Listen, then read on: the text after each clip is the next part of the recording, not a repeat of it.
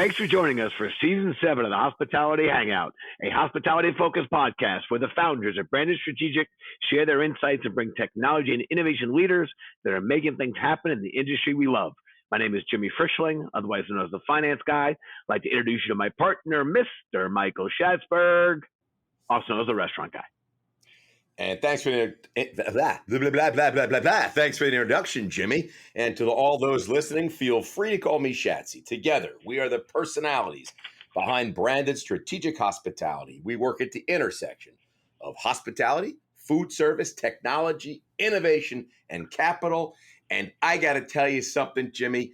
I got to tell you, 7th season, we got another phenomenal show. I'm not going to say it's the best show, but I think this could be the best guest we've ever had. I mean, I can't tell it's going to be the best show because we don't have it yet. I was going to say, we haven't had a show yet. You're making predictions. This will be the best show. I think it could be the best show ever had. All right. We know the guest. We've met the guest. We've sat and spoken to the guest. So I think we can say with full conviction this is going to be the best show we've ever had. But, Jimmy, before I get into it, I got to tell you, last night I was at Isabel's, one of our favorite restaurants, obviously. Speaking to one of our partners who cracked open a delicious bottle of 1986 Bordeaux. That was absolutely just delightful. It's a good year. And you know what we were talking about? Jimmy? The New York Mets, 1986 Mets World champion. No. Orrin, doesn't really know much about baseball. We were talking about where would someone go to find the best-in-class technology solutions to run their restaurant. That's what Orrin asked me. I said, Orrin, it's funny you say that. The branded marketplace, that's where everyone goes. That's what I was going to tell his friend. He said, that's what he's going to tell his friend. You go to the branded marketplace, Jimmy, and it's loaded. It's 400 and something companies that are the best-in-class tech solutions. Jimmy, if you want to get on the marketplace, I mean, if you have a great technology, some sort of innovative solution that will help a restaurant, you know what you got to do? You just text me, Jimmy, or you email me, marketplace@brandedstrategic.com. Jimmy, I'll get you on there in like minutes. I won't, but someone will. I won't, but someone will. That's good. Jimmy, last thing I want to tell you about the marketplace, Jimmy. Yeah. Is the cost. The cost is what I think is so unique here. Very expensive. No, Jimmy. Zero. No cost. Zero. As Jerry Seinfeld's dad would like to say, how do you make money? Charges zero. Volume, Jimmy. Volume, he'd say. We'll make it up in volume. Excellent. All right, Jimmy. My shameless plug is over. Let's go, baby. I want to kick in the show. But before we do, Shaz, you and I, people have said, spend a lot of time together. So let's see. I'm thinking of one word. Can you read my mind?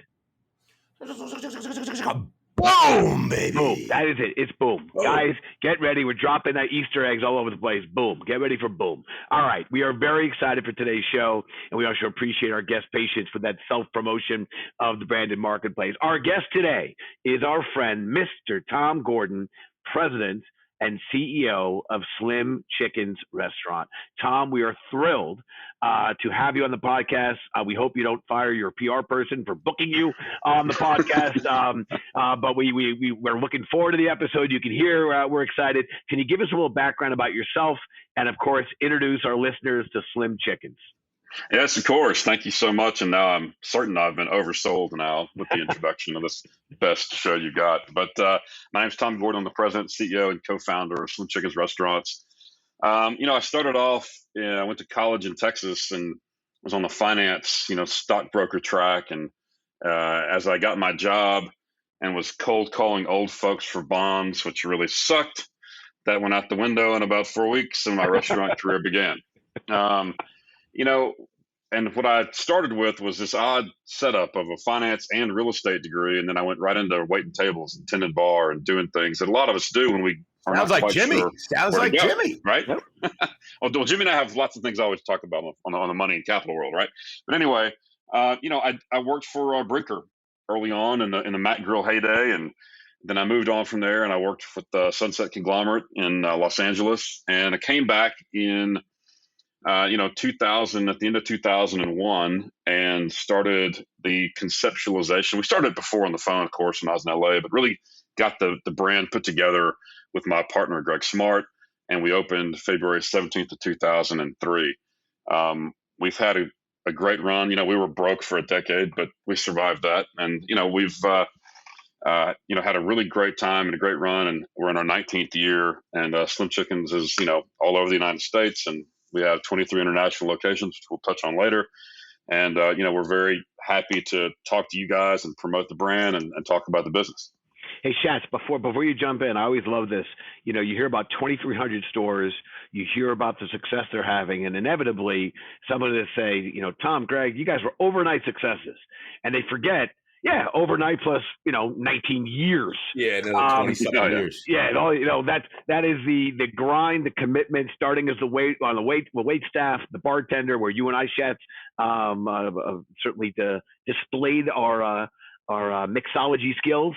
But again, 19 years, and now it's 2,300 stores. Congrats on all the success, knowing it was a journey. All right, Chad. Sorry for interrupting. No, you're not interrupting, Jimmy. This is a free flowing podcast, baby. Oh, in that case, I'll take it back. Anyway, so what? No, sorry. Yeah, no. Listen, I think that it was very interesting. I'd like to take a little deeper dive into what makes Tom Gordon tick. How did Slim Chickens really come? You talk a little about how it came about. You were a banker, you're bonds, you're doing this, you're a Brinker, this and that. But let's talk a little bit about how Slim Chickens was created. We hear about Steve Jobs. We hear about entrepreneurs like Jeff Bezos. Is it Bezos or Bezos? Jimmy, help me here. I never heard of the guy. Jeff what? Jeff Buzz? Bezos or Bezos? Does anyone know? Is it Bezos or Bezos? It's Bezos. Are you sure? Why not? He's Richard Branson. And by the way, Richard Branson, by the way, also, Oren told me he was at his island last week and he was playing chess with Richard Branson. I got to tell you, pretty cool, right? I'll show you the picture tomorrow. These guys all started their careers as entrepreneurs out of garages, right? Out of garages. Seems like that's the place to start a business, out of a garage. And you came up with Slim Chickens out of a garage with your partner, Greg. There's got to be a good story here. Let's hear your garage entrepreneurial story. Tom, this is Schatzy's Fraser Crane moment. Tom, we're listening. We're listening, and it's not for boxes and boxes of raincoats, right? Hey, by the way, Steve Jobs, Jeff Bezos, Richard Branson, Tom Gordon. It's not bad company. Good company. It's not bad company. That's right. And I will take that company, all the way. And I can assure you they're not listening. So not yet.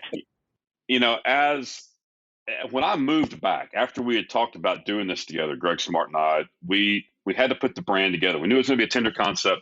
No one in Northwest Arkansas was doing tenders or wings, for that matter, 20 years ago. And we believed we could spoke off around the country to Kansas City and Tulsa and Oklahoma City and Memphis, and we've done all that, so far. And so with that, what we did was, we tested our recipes. We mixed breading, we mixed sauces, and we I say test. It was really a bunch of us around a turkey fryer in Greg's garage. But we gave all our friends notes and pads and paper, and what do you think about this? And the texture of the food, the flavor of the food, and the sizing of the plates and how the fries looked. And I wish I could have kept the notes, but I didn't. But as the more drinks were consumed, the later on in the evening went, the better our scores got. And so we knew exactly where we had to head. Tasted too, I'll bet. Of course, exactly. So, but in all seriousness, because I'd been in the restaurant business and the space before, I could get a hold of the right, broadliners. I had a guy drive a semi into my residential neighborhood and pissed off all our neighbors. We unloaded it and got all the stuff out. We tried what we knew we could buy at that time from the broadliners, and then honed in on the appropriate product set to really make sure that we could do it. And now that we have 170 open units and thousands of commitments, we really are still tracking the majority of the stuff that we put together back then in the garage. From the garage, we found our first spot, and the rest is, 19 years of history. I got to tell you, it's a great story. The chicken tenders out of the garage. I love it. I love it. I wish I was there having drinks, eating some tenders. Well, listen, I got to tell you one more thing. Jimmy, we got breaking news. I don't know if you knew this. There's breaking news on the podcast today. You ready? Tom will be the judge of whether you're really breaking news. We have breaking news. This is just coming in. Wait a minute. Okay. Hear it? Yes. Okay. Slim Chickens, wait a minute, has just opened its 170th store outside Iowa. The doors have just opened. It is right now 9 o'clock in the morning in Iowa City, and the store has just opened. 170 stores. That is breaking news. And this comes after the UK expansion with, I don't know, 30-something stores in the UK. And I got to tell you, you guys are on pace now. Correct me if I'm wrong. 600 units by 2025. Can I quote you on that? No, but very close. Okay, cannot quote me on that. But we did open a store in Iowa, yes? Oh, yes. Number 170 opened up in Ankeny, Iowa, and it's, blowing the doors off. We got police out there directing traffic and trying to keep the mobs organized. But they are very happy mobs, and we are happy that they love us and happy that they are coming in. Our original goal was 600 by 2025. In all honesty, COVID slowed us down by, I think, about a year. I think we'll hit it in 2026. But breaking news, 600 units by 2026. Can I quote you on that? You can quote me on that. Okay, all right, there we go. Well done. I think we got that. We got that done just fine. Well played, Shatsy. Well played, Mr. Gordon. All right, Tom. You have been a major champion of tech, recognizing long ago that tech is here to stay. And I'd like to say that we share that. We share that view with you, and we're also an early adopter. It's your theory that while white tablecloth restaurants will always be part of the industry, part of the industry's DNA, these types of concepts are going to become more and more experiences or experiential dining. But for everyone else, technology is the key to survival. Can you share a little bit more about this? Yeah, of course. I think that we recognized that early on, and you could see in the early 2000s, people are trying to adopt different ways versus just, production kitchens in the back of, fast food restaurants, right? And so we were early adopters of better POS systems. We were early adopters of, digital menu boards and being able to change products and LTOs on a quick pace and a quick run. We had 6, 7, 8, 9, 10 stores. We could really do that stuff fast. And, and then I think the most consequential investment we made and thing we did was we invested in a really robust app and loyalty system about a year before COVID showed up. And we started that 2 years before that. And it was a lot of money back then to us. And we weren't sure, or I don't know, man, should we do this or not? But we felt like it had to get done because we knew it'd be table stakes in the future. Lucky we did, because that helped us sell, maintain comps, and communicate to our guests through COVID. And if we wouldn't have had it, I mean, we'd have been in a much different position today than we are. And it, that embracing of technology, app-based ordering, online ordering, curbside delivery through the app, and then all the ancillary parts and pieces, I mean, made the year 2020 for us and made sure 2021 stayed on track. And here we are in 2022. Yeah, no, it's awesome. It's hospitality operators, restaurant operators as a whole. We generally are not on the cutting edge of technology. So fortunate for you guys, you had the foresight to embrace tech early on as you grew your brand, and that's just awesome. Sticking with this theme on tech and innovation, we're seeing a lot now with robots. We're seeing a lot of automation. In the back of the house, in the front of the house. You guys are currently testing some food running robots in some of your locations.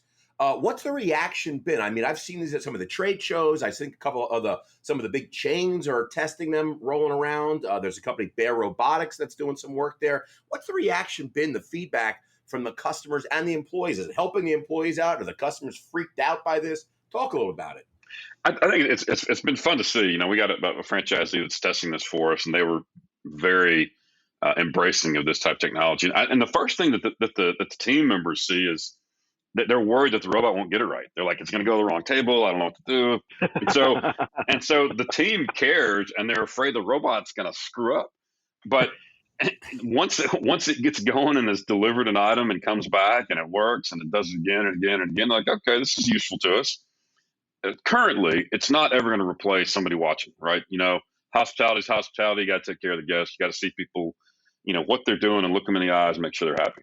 But I think this is an adaptable technology with the right footprint in a restaurant. Not all restaurants will it work, right? And there's some tight spots where y'all live in New York City where it sure as hell wouldn't work. But if you have the space and you have the lanes where this robot can go, you can set it to find the RFID code on the table number and put a food on there, and boom, it goes right there, pauses, food goes off, comes right back, gets another one. And it's been interesting, and I think that we're going to continue to expand that over the next probably 2 to 3 years. It's like a helper to the waiter. It is. It's a helper. I mean, you got to have somebody there watching the show, like I said, but it's a useful piece of the puzzle. It's like adding a third arm to the waiter. Totally, exactly. I was going to say, I think I got something for this robot. Tom was saying you said it. Here you go. Check this out, Chatsy. What do you think? You said it and forget it. Did you just come up with that, Jimmy? Because I love that. It came to me. It just came to me. Brand it came to me. Set it and forget it. Coin that. It came to me. There we go. I'm calling our trademark attorney right now, Jimmy. Yeah, and any attorneys out there, don't call me on that. I know I infringed. I was just joking. So you didn't come up with that line? That's not yours? You know what? Maybe not. You know what? I can't deny, or I can't confirm or deny. All right, listen. I want to continue. You talked about automation. I want to continue with the AI space. I know, Tom, you are also very focused on AI and specifically voice ordering, and are currently testing AI in your drive-thrus, specifically testing accuracy, order accuracy. Can you tell us and our listeners, how's that going so far? Any initial feedback that you can share? Well, this is certainly bleeding edge technology. This is not a human taking an order via phone or via drive-thru, and it's a big leap, and it scares me because I believe in taking care of guests and hospitality, and that's what we do for a living, right? But they have improved this technology to the point where I was ready to greenlight a test, and it's coming along. Now, it's a slow process. You do it for a little bit, then you pause and measure and wait a week. And then you do it again for a little bit, you pause and measure and wait a week. And there are still several obstacles, like big truck engine noise and sirens running around while somebody's at the drive-thru, and different heights of vehicles. And so the things we're working on, those particular items, to make sure we can get a really good fill rate and accuracy rate without having the failover system go to a person. And that's really been it is exciting, and for what it's worth, I think it's going to get there, sooner than later. But it's going to be a machine learning iterative process, from here to the end of time, to make sure that the failover system isn't engaged until it absolutely has to be. But we're excited about it. Tom, if it's a bad question, we like to say no such thing as bad questions, although I might test the waters here. Are you comfortable, or can you say who you're using to test and move forward with this, this AI technology for your drive-thrus? I'm gonna text the CEO first and say if he gets a ton of money because I say this, then I get part of it, right? Okay. No. You know what? We are not investigative reporters. We are just investors who have a good time on a podcast. So I will say that we do not want you extending anything uncomfortable, but we'll simply say we agree with you. Schatz and I and the branded team think that the voice AI space is critically important. And I'll leave it at that. We think it's a big deal. Listen, I love to talk about the opportunity to ask our guests where they fall, with respect to branded's position. We like to say the pandemic has changed nothing and accelerated everything. So I'd like to ask you, Tom, what's been the single most accelerated use of tech that has come about as a result or since the pandemic, in your opinion? Well, I touched on it earlier. It's the use of the app on a phone to order from our restaurants, either curbside delivery through the drive-thru or just picking it up. That, before the pandemic showed up, we were running 10 to 12% app orders. Now it's the digital side of the business is 30+% and growing exponentially all the time, right? And so it changed, and it's interesting because as we see dining rooms come back, look at percentages of dining room business, it's slower than it was before the pandemic even. But the dollars aren't, which means the channel is still what it is. The channel has come back to what it was before, but everything else around it has gone is more, which is drive-thru, digital, app, and online. And so all those channels continue to grow at this pace that it's shrinking the percentage of dine-in, but not necessarily the dollars and the usage. But those items now, and we thought that maybe once the pandemic slowed down, like third-party delivery might slow down. Hasn't. Still going via the app and moving. And so we have taken the position that we have to embrace this. We have to continue to refine our app. We got to refine our processes, and we got to make sure we can serve the guests in these channels that they want to be served in. When we talk about, and then I'll shut up, Shazzy, but when we talk about... No, Jimmy, it's fluid, baby. Fluid. When we talk about how things have accelerated as opposed to changed, I couldn't agree more, and I love your answer, because we were using the BYOD. We had embraced bring your own device technology in some of our full service restaurants, believing that it was needed and to address labor issues and give the guests more control. But to the point, the adoption wasn't there. It wasn't being embraced. We had it by the younger demographic. It was, I would say, Jim. Yes, I take that. Yes, the younger folks. Your dad never liked it and still doesn't like it. He still doesn't. But you're right. It was being embraced by certain generations, but not by all. And with the pandemic, it's now become this totally fluid.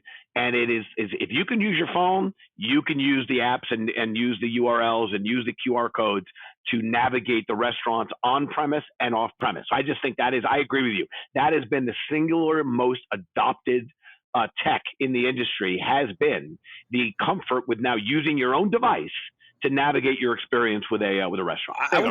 I would also add that the QR went from no one understanding or ever knowing what it was, and that's been around since like 1994. No one's ever used a QR code before, very few people, to now people are really kind of using QR codes all the time now. They all get what it is. Whereas I got a new one, Chaz. I got a new one. What's old is new again. Oh my! Jimmy, you are killing it today. You are killing it. Write that down. Today. Trademark that. I love it. That's my new T-shirt. I love it. Listen, Tom, Jimmy loves to ask that acceleration question because it's really a great question. It really is.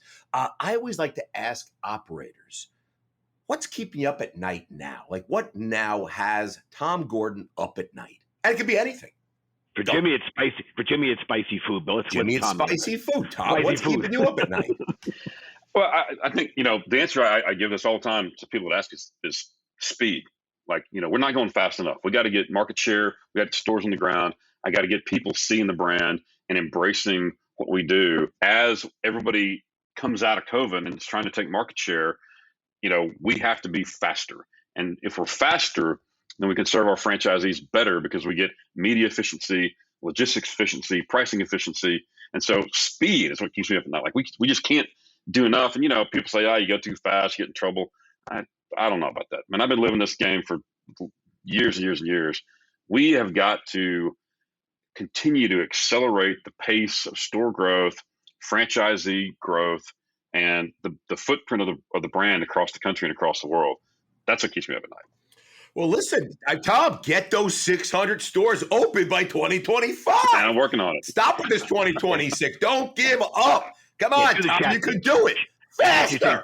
Cut that by 12 months. Actually, I would like every member of the branded team to listen to what Tom just said. Every member. First of all, I think a lot of people should listen, but I want every member of the branded team to listen to what Tom just said, because I'm often accused of pushing the envelope and trying to sprint the marathon. I know you cannot sprint the marathon, but I do believe in times of great transformation, I do believe that speed matters. Speed matters, Jimmy. Speed matters. So, Shatsy, I got another one. I don't know what's going on today. Must be something I ate, but I think here comes Shatsy. Get ready. I feel the need. The need for speed. Jimbo, hat trick for Jimmy today. Hat trick for Jimmy. We gotta end the podcast right now because I only have downside. I have downside. We continue. Only downside. All right, Tom Cruise, that one was for you, baby. All right, listen. Before we move on, as you know, the majority of our listeners are in fact operators, and love that. And you operators out there, our brothers and sisters, nothing but big love for you and the job you've taken on. It's me and Tom, Jimmy. Yes, we are two operators. Yeah. We are the two listeners, and we are two operators. Thank you. So some of you have years of experience, and others are, you're the new kids on the block. Shatsy, quote me on that one too. New kids on the block. But no matter what level of experience, you can always learn something new. So Tom, I'm going to put you on the spot a little bit here and ask you to share the best advice you've ever been given. Advice so great, you refer to it as your golden egg. I will do it, and I love this story, and I will talk about it till the day I die because it was so important. When I had 4 restaurants, I was in Oklahoma City, and I got to have lunch with a guy named Ralph Mason. Ralph Mason at the time was the largest Sonic franchisee, had 400 and something Sonic restaurants, and it's a big portfolio. The guy was living right, and he was an older guy then, and in the 70s, and I was eating with royalty. I was like, holy moly! And so I'm sitting there with him. And we're talking, and it got to the point where I was like, "Listen, how do you do this? Like, I want to be like you. I want 400 restaurants and all that goes with it." And he goes, "Well, Tom," and I'm sitting there ready to catch the golden egg. I'm like, "He's about to tell me how to do this right now." I'm like, "Great," and he goes, "One store at a time," and it's just so very true. Every store's got to work. You got to make them work. You got to focus on them. You can't give up. Mm-hmm. You can't go from one restaurant to 10 or 10 to 100. You got to go one at a time. And so I tell that story to my team all the time. It's critically important we don't lose focus on the values and the parts and pieces in every single restaurant. I went into a restaurant the other day, and the tables weren't lined up exactly right, which drives me bananas. And I tell them, like, look, why do I obsess over straight tables? It's because guests will walk in and they'll feel uncomfortable. They don't know why, and they can't articulate it, but it's because the tables aren't straight. And so I feel your pain. I feel your pain, man. One store at a time is the mantra. And look, that might be one store every other day, which we're going to get to at some point in the future, but it is one at a time. Details matter in this business, a detail-oriented business, man. If those tables aren't straight, what else is wrong? What are they doing in the kitchen? What are they cooking wrong? What's going on? It's a big, big thing that people don't understand. Details matter. Yeah, look, I like, my line is yard by yard. You got to grind it out yard by yard. It builds. And I'll also say, and Tom, I think this will resonate with you. I know it. In fact, I know it will resonate with you. Schatzy's a restaurant guy. He spent decades operating stores. And he's incredibly authentic. And now that he's wearing an investor hat and we're deploying capital in the in the early stage space, the fact is his DNA is an operator guy. If we're sitting in a meeting in one of our restaurants and the bar stools aren't straight, bar chairs aren't straight, he gets up from the middle of the meeting and starts fixing them. If he sees a guest come in and the host or hostess is not at the station, it doesn't matter what's going on at our table. He will instinctively jump up to make sure that guest is greeted. And anytime someone tells me, like, you got to tell Schatz to stop doing that, I'm like, my comment is no freaking way. He is authentic. He in his heart is the restaurant guy. And therefore, that's how we're making better decisions, because we are trying to align ourselves with operators and what's bothering them, what opportunities they see. So that's exactly this. What you just talked about is exactly why we've embraced this operator-centric philosophy. If it doesn't work for operators, it doesn't matter. It's got to help. It's got to deliver for the operators. All right. I've rambled. I've talked. And I want to keep going because I'm feeling it. All right. I love it, Jimmy. We're jumping into I don't know what you drank today, but I want some, baby. Yeah, I got to tell you, Starbucks, I think they spiked my coffee with a little extra, a little Red Bull. Red Bull and Monster in my Starbucks. Right now, Jimmy, this Starbucks is going to turn into a big, big chain. You wait and see. I think Starbucks has a chance. All right. It turns out, Tom, that while we clearly, especially me, we started this podcast because we like talking. We like talking to guests, and we like, pulling insights and Schatzy loves breaking news. But we learned along the way that sometimes our guests have questions for us. So with that in mind, we're kicking off here. We're talking back, Tom. We'll give you the mic. You can ask us any question you like. Nothing's off the table. As I like to say, the microphone is yours. All right. So in all this tech space you guys see and work with and look at all the time, which one is the biggest freaking bust? Do not do it. It sucks. Never invest in it. Never deploy it. It's the worst. Ooh, good one. Wow. Schatzy, go ahead, man. I was going to leave this one to you, Jimmy. I'll jump in if you want, Schatzy. I'll attack it. Go. I'll attack it. I saw Schatzy laughing here, and I know what he's laughing about. I'd say the following, Tom. First of all, in the venture world, and this was one of my learnings from one of my mentors, being wrong and early is the same thing. Because at the end of the day, you're gonna lose.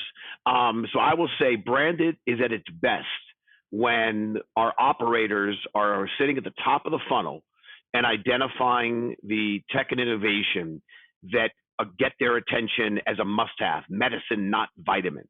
And when we think about leaning into the future and what will come down the road, that is when we can get ourselves in trouble. And I'm happy to say it's happened almost never, but it has happened. And specifically, we made a very early investment in the voice space.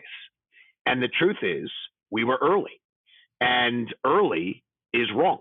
And today, and I should say, we just made another investment in the voice space. And while you have to check with your parties that be as to whether or not you can disclose what's going on your side, Schatz and I we can give up names anytime we want. We invested a couple of years ago, Valiant AI, and Valiant we think is a leading voice AI platform that is now cutting edge and making the best penetration and helping operators today. So 3+ years ago, before the pandemic, voice was early and we were wrong. Today, we think it's on point. And as you just articulated, really helping folks like yourselves and some of the other companies that you even mentioned, the guys at Brinker, guys at CKE, a lot of companies are leaning into voice. So again, wrong and early. We were wrong 3+ years ago, and I feel we're right today. Chatsy, I can't imagine you were going to. That's not what you were thinking about, Chatsy. You were thinking about something else, right? I think you hit the nail on the head, Jim. Okay, there it is. Hey, listen, that was a great question, by the way. And you know what? It is interesting though, because we talked about years. I mean, literally, it wasn't a bad idea. It was just too early. Wrong time. Mm-hmm. And like, you know, and again, we talk about the pandemic accelerated everything. It accelerated everything like voice. I mean, now voice on drive-through it's a big thing now. It's a big deal. They're getting a lot of traction from big brands like Slim Chickens. Tom, what company are you using? No, leave Tom alone. Oh, tried to get it out of him. You see what I did there? Listen, I am happy to tell you, it's a group called Converse Now in Austin, Texas. I know those guys too. They're good. They're very good and doing great stuff. And there's a few companies doing it, and it's a great space. We love it. Listen, we do a weekly poll, Tom, we post on LinkedIn. It's a lot of fun. Every week we throw a poll up there about fun food and restaurants and food service and what's your favorite this and what's your favorite that. Last week's poll, we asked Gary Goodman, founder and CEO from Yumpingo, what was his favorite amusement park? It was Disney, Six Flags, Legoland, Universal. Gary overwhelmingly said it's Universal, but the audience picked Disney. No surprise there. Disney is the best amusement park or favorite amusement park in the world. Jimmy, I can't wait for you to take Sylvie there. Please do it sooner. But Tom, we got a new question out this week. I'm going to want to ask it to you, and then next week we'll find out how you did relative to the thousands and thousands of people who vote. Millions, Chatsy. Millions of people. Millions. So it's time to jump in. Dine-in, curbside delivery, now pickup pods are the various methods that restaurants are offering up all their delicious food. How do you prefer to get your order? Drive-through, curbside, pickup pods, or delivery? Tom? I love drive-through. And I love it because you can, because I'm such a freak. Like I can time how long it takes me to get to the window, and I can look in the window and see what people are doing, and I can figure out how they're packing it, if it's packing right, if it's falling out in the bag, and those crazy operator things that I feel like I can learn from, or if I could see my guys doing it or understand what's better or worse. I mean, we always had this joke that like you never want a restaurant guy to go in your restaurant because they'll just pick it apart and look at everything that's all just jacked up, But Yes. But I do the same thing at every drive-through, but not necessarily all on the negative. I want to see what people are doing. Is there a better way to hang bags? Is there a better cup system? Is there a better POS system that's smaller? How fast are these drive-throughs? Is there better drive-through technology at the order point? Are they using tablets? So, I'm just a sucker for improvement and betterment and creating, what I tell my guys is a frictionless, experience for the guest. We don't want anybody to have a reason not to come back. So we try to improve on that all the time. I want to have to next time, Tom, I got to get you in this city so you and I can go for dinner with Jimmy and we can just sit there and just be really annoying. Just pick apart the restaurant. The light bulb's out. There's no hand soap there. Yeah. Why is there a straw wrapper over there? And just have the worst meal ever. Me and you just have the worst meal ever. Yeah, I mean, it makes my head explode. That's why to do a good dinner, you got to go to happy hour first and make sure you're nice and loosened up before you go. 100%, man. Couple Johnny Blacks in me, and I don't care anymore. I'm relaxed. Yeah. Chatsy, is it okay? Can I give an answer to the favorite kind of off-prem, the preferred way to get? How do you prefer to get your order, Jimmy? So you gave me drive-through, curbside, curbside, pickup pods, or delivery. Yes, let me be clear. I think anyone who knows me knows I'm going. I want to go inside and pick it up. I don't want the drive-through. I don't want the curbside. I don't want the pod. I want to pick it up. You know why? I'm going to go inside. So I'm choosing option 5. I want to go old school pickup because there's a pretty good chance I get a quick pop at the bar. Quick pop. There you go. There you go. You know, and then I get home. Say you could grab an extra burger to eat on the way home. Quick pop, and then it's like, oh, what took so long? Oh, the food wasn't ready, and I enjoyed something at the bar. Meanwhile, with all this technology now, my wife will say, I know the food was ready. I saw it on the app. Food was ready. They use this great curbside technology called Curbit. I know when the food was ready. You did something else. All right. Anyway, I'm going inside to pick it up and chat with everybody. All right. Our crystal ball moment, a chance for all our guests to put on their Kreskin or Miss Cleo hat and predict the future. Tom, how do you see restaurants and dining 2 years from now in relation to hospitality and technology? You know, that's a tough question because the pandemic threw everybody kind of for a loop. I think the guest still wants the experience. And now I think there's going to be experiences that are going to be pushed through drive-through windows only.